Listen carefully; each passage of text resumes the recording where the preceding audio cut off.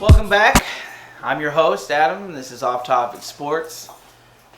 First thing I want to get right into is the terrible news of my Florida Marlins, Miami Marlins, Marlins in general. I mean, come on, guys. I think there's 18 or 19 positive corona tests, and MLB Insider, I think, reported that a few of the Marlins players went to an Atlanta strip club during the Atlanta Braves exhibition game a few weeks prior. So they clearly didn't take it seriously at all. And that led to the outbreak, which affected the Phillies. Like, I'm not a Phillies fan, they're a rival, but their team, their fans didn't deserve to lose games because our players decided, hey, a strip club is more important than wearing a mask and being safe, though I'm about to play a game I didn't know I was about to play. They didn't know that they were going to have the season, and they were worried that it wasn't going to happen, and then decided, hey, little things are in limbo, let's go to a strip club. That seems appropriate. We're in Atlanta. I believe as of right now, the St. Louis Cardinals also had to postpone a game or two. They had a few players out have an outbreak, so people were wondering what their cause was. Turns out a few of their players were going to bars, they were going to casinos, and other places that you probably shouldn't be going to when you're about to play a sport that requires everybody to be on high alert and be prepared to be safe and wear a mask to avoid an outbreak, getting players quarantined for 2 weeks, having to pass 3 tests and come back, delaying your games. There's only 60 games. If you guys want to go out and party and have fun, cool, but you're going to screw up your team's momentum, your team's chemistry. 2 weeks. 2 weeks the guy's going to be out. And you don't know how healthy he's going to be as far as respiratory problems when he comes back. If he's fully healthy and he doesn't have any long-term or chronic respiratory issues, cool. But every sport requires you to be able to breathe and have good cardio. And one of the big things is your lung capacity and being able to breathe. Guys with asthma don't usually play sports. There's severe asthma. And if they do, they're able to, maintain it. And it's definitely difficult. So to have those difficulties now, you were hindering a player who didn't have those before. It's just terrible to see because even though baseball is not one of the 4 major sports, in my opinion, because of old people ruining it and keeping it boring and not letting it evolve and change and pivot like all the other sports did. And another thing is their stars. Like you got Chris Bryant, who you hear about but you don't hear about. You got Harper, who's out there, you hear a little bit about, you don't hear about. You got Trout, who's probably the greatest player in baseball history. We hear every now and again when one player does really good, boom, we'll talk about Trout being better, but that's it. That's the only time we bring him up. Hopefully this coronavirus thing doesn't completely wipe out sports. But if we need to stop sports for things to get safer and we get this pandemic under control, I'm totally for that. But negligence and stupidity to go out to strip clubs and casinos when you're trying to be quarantined and safe with your team so you guys can play games. I mean, it's very frustrating. My next topic is the Raptors are looking like the champions of last year. Their games against the Heat and the Lakers, they've looked really well defensively. They prevented Duncan Robinson from being able to do what he does, and that's get off the ball, get a handoff, shoot a 3. I believe he was able to make a couple of them. Their defense did kind of subside a little bit. We were able to push back with good defense on ourselves. The Heat, I am speaking of. The Lakers, on the other hand, they seemed to stifle anything that they were really trying to get going. I think they held AD to 20-something points. I think LeBron had 16 or something like that. So it wasn't a very good game for them scoring-wise. They did look good defensively against the Raptors, but the Raptors were just able to do their thing. I know I didn't think about them as one of my contenders. I don't quite want to put them as a contender 2 games back. We haven't started the playoffs yet. They didn't sweep anybody in the playoffs for me to be like, whoa, still the same Raptors minus Kawhi. I'm not ready to give them that yet. I think I feel about the Raptors the same way I do about the Rockets. I think they can make some noise. I wouldn't want to sleep on them. Wouldn't want them for a first-round matchup in the playoffs.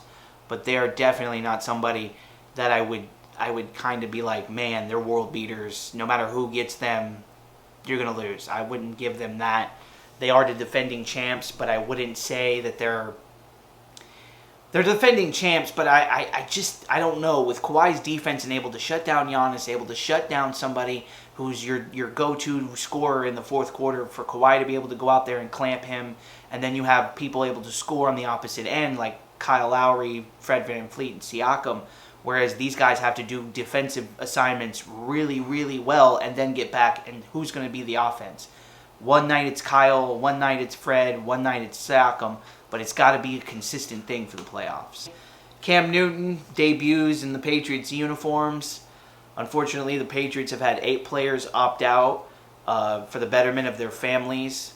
And unfortunately, because we're Patriots fans, as most of you know, us Patriots fans have to deal with people who cover the Patriots. And they are so dense and difficult. I mean, my God, if it isn't somebody doing the local radio over there talking about the Patriots and not embracing Cam Newton because he's black, and we don't want to say that, but that's the real reason. Will Belichick embrace him? Will the fans embrace him? I don't know, because he wears a fedora and does a Superman dance after he scores a touchdown and gives a football to a kid in the stands. What an asshole. Man, can we get some more people to cover the Patriots who aren't dense, old moron racist, please?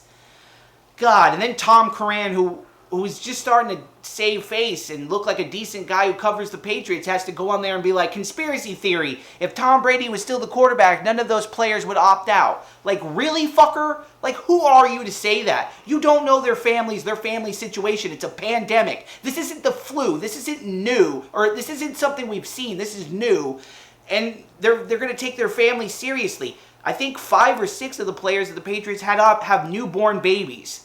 Like, come on. Oh, if Tom Brady was still there, they wouldn't have opted out. Get over your damn self. Let us enjoy our fucking team and 20 years of winning and excellence and having 9 Super Bowl appearances with 6 wins and having a plethora of AFC championship games and 12 or 13 or I think 18, 19 division titles in the last 20 years.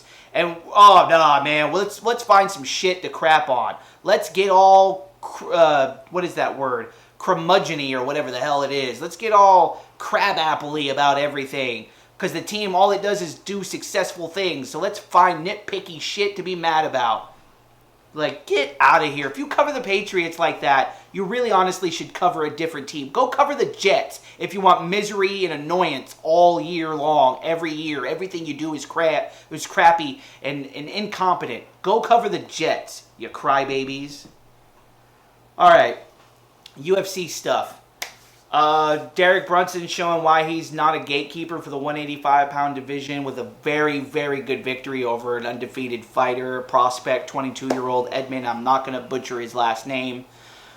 Very good fighter. I think he was Ronda Rousey's training partner there for a while. He looked good. Like, don't get me wrong. He's got some great things. He's got good skills. There's a lot to be proud of. He is a prospect. But man, Derek Brunson can hit and hit hard. And he's got very good wrestling. And he was able to smother this man, get on him, really work him in the first 2 rounds. And then right there in the third, just right away, got him on the ground, started grounding and pounding him. And Herb Dean stopped it immediately. He'd seen enough. Derek wants to fight Till or Jack Hermason, I believe, next. 2 guys above him, which I think either one of those fights are great. But Brunson, if he's able to lay hands on you and he doesn't take too many unnecessary shots, he's a problem at 185. A problem. The other thing I wanted to cover, lastly, is Sean O'Malley. He's making his run at 135. He's not getting those bullshit USADA suspensions. He's definitely going to work whoever he gets in that octagon. I know some guys are calling him out for not fighting in the top 10. But I think the UFC is saving face and trying to really push this prospect, because that's what he is, and get him to a Conor McGregor status rather than throwing him to the wolves 4 or 5 fights in. Although I think if push comes to shove, Sean could handle anybody in the top 5, and I'm serious. Aljamain, Cody, even the champ. I think he's fine at 135. I think Sean is going to be the champ soon, if not next year. I think next year. I think he will. I think he's going to get another fight this year. I think he'll probably get a good high-end fight at the beginning of next year. By the end of next 2021, I think Sean could definitely be your 135-pound champ. But that fight with Cody, him going back and forth on Twitter with Cody is hilarious, because I think he sleeps Cody because he's just taking too many shots now. And the way Cody fights is it's barbaric. So he's going to go out there and go out on his shield. And I think Sean fights a very Israel Adesanya style, where he picks his shots, he times it, he comes in with angles, he knows what you're doing, he downloads what you're doing, and then he reacts to that. It's just so perfect. It's like watching a good ballet. But I think the upcoming event we have with Stipe Miocic versus Daniel Cormier 3, I think we're going to see the same fight we saw in the second fight. I think Daniel is going to go out there. He's going to try to wrestle. He's going to put a pace. He's going to get in Stipe's face. He's going to dirty box. But I think ultimately, Stipe is going to get him at a distance coming in. I think he's going to hit him with a couple of big shots, kind of rattle him. And I predict maybe a third or fourth round Stipe TKO for this one. But this is going to be a great card. Next week, I'll go a little bit more in depth before the fight. I cannot wait. Thanks for watching. Don't forget to like and subscribe.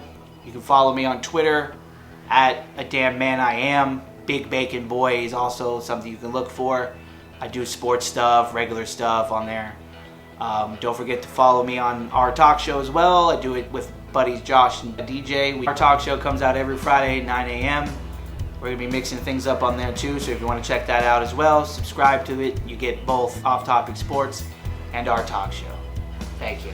Hello everyone, I hope you enjoyed the video. That was Off Topics with Adam. I'm Josh from our talk show. If you would like, hit the subscribe button here, or you can watch our talk show episodes over here. See you next time.